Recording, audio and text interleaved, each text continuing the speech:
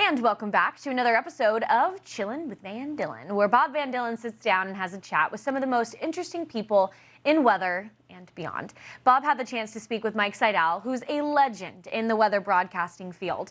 He has over 3 decades of experience under his belt and over 26,000 live shots completed. That number still climbs. Check it out. Back for another edition of Chillin with Van Dillen. This guy you probably know, Mike Seidel. You've been a meteorologist for so long. I remember watching you when I was in college, still on the Weather Channel doing that kind of stuff. I'm that old. You're like 4 or 5 years older. But you had a head start on me, so there you go. But how did you get your love for weather?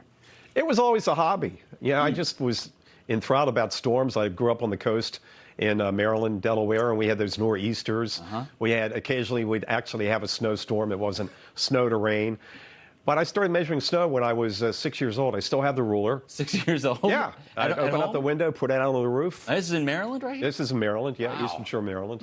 And I kept snowfall records for years. Got my own weather station in 8th grade up on the roof with an anemometer and wind vane, and kept temperature records there for 10 years, all of the 70s. From your house? From my house.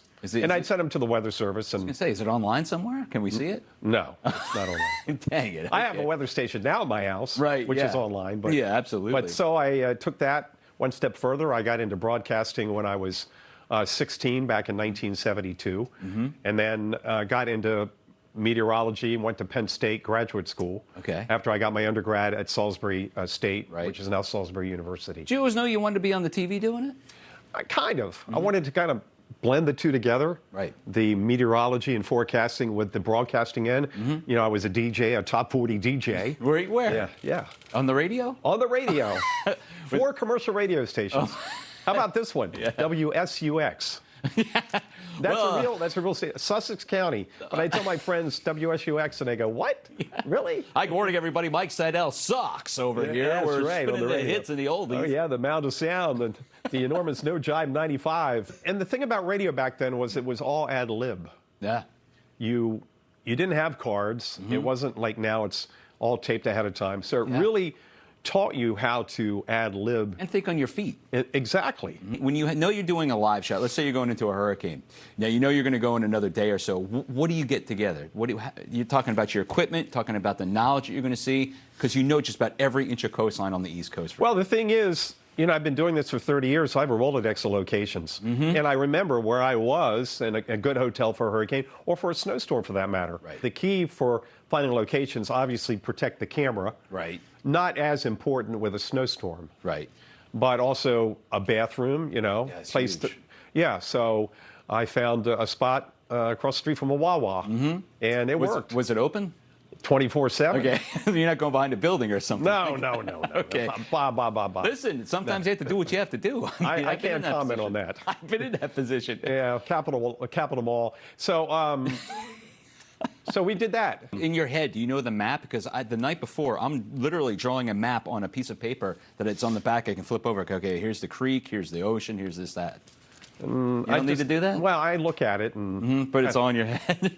Yeah. A little photographic memory, kind of? Yeah, well, I don't know. I don't want to go too far. But I just study, and I was a geography major, along with a math major in Maryland. So I write down what I need. Otherwise, I just look at all the data, look at the impacts, because that's what it's all about, really. It's amazing. Impacts. How many live shots have you done in your lifetime? I know you've got them all stacked up in a book somewhere. I've got them all. This is that's just all for the this shot year. This year. I've done about 26,150. 6,100. So do you? And seriously, I kept a log. I don't know. I started keeping a log in '96, having no idea that I would be doing this 30 years later. That's amazing. Let's finish out like we always do. Okay. A little this or that. This or that. Here we go. I've never seen these before, right? Yeah, no, these are good. So the first question, this or that, isobar or isalobar?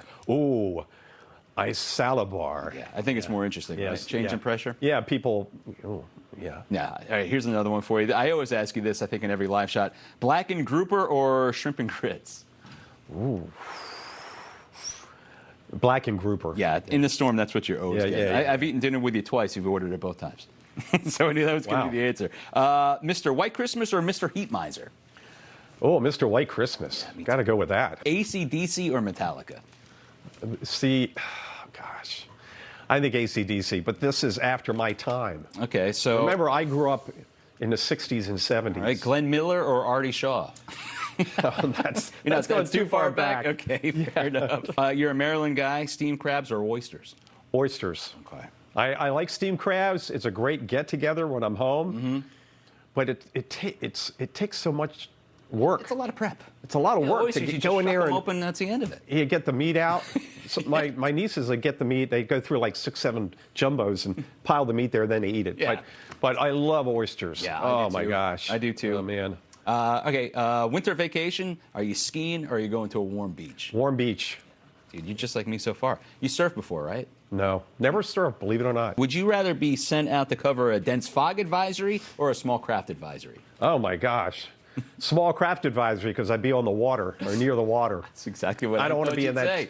say. How many days in a row the Thule fog? And yeah, okay, we're stuck in a fog again. That's one thing I don't miss is puddle patrol.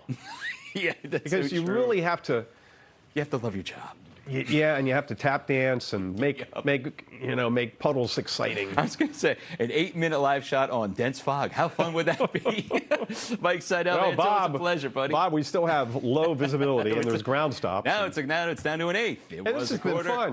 Good, We absolutely. ought to take this on the road. We should. I mean, I'm telling you, when people know what they're talking Get about. the it's great. dancing weatherman Nick and Nick, happening back here. We'll get Yeah. the DVD dancers. We'll set them up Yeah. behind us. It'll be great. Good time. I think we had the right trio. We can make it big time. What do you think? I agree, Mike. I appreciate you being here. It's always a pleasure watching you out in the field for sure.